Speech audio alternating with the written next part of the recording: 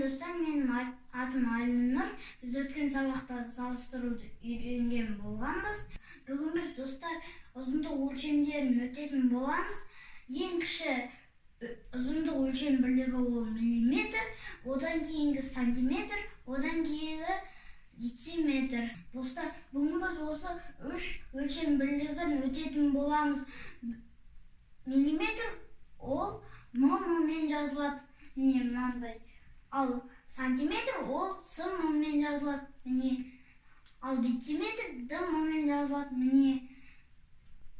Ал достар, осында жазылып тұрғандай, міне 1 сантиметр тең 10 миллиметрге тең, 1 дециметр тең 10 сантиметрге және де 100 миллиметрге тең болады. 10 дециметр тең 100 сантиметрге тең болады. Ал енді достар, салыстыруды өтетін болса, мұнда әрине бұрынғыдай сандар жазылып тұрады, бірақ қасында мұндай ұзындық өлшем бірліктері тұрады. Осындай кездерде мынандай сантиметр, миллиметр, дециметр, сантиметрге қарау керек. 19 сантиметр тең 16 сантиметр. Мұнда әрине 19 сантиметр үлкен болады. 19 сантиметр артық 16 сантиметр дейміз.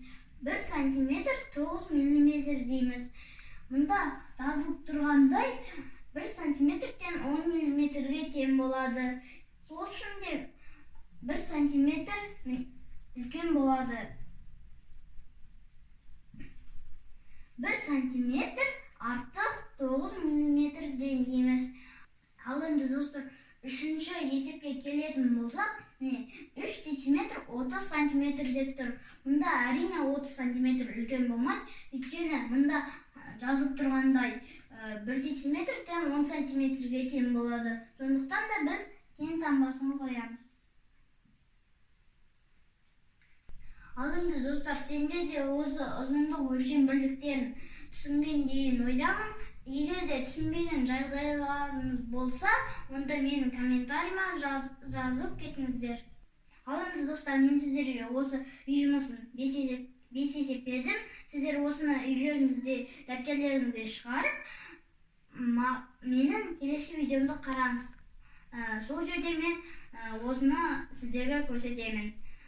Егер де менің видеом ұнаса, лайк басып, жазып кетуді ұмытпаңыздар. Келесі видеомда кездескенше сау болыңыздар.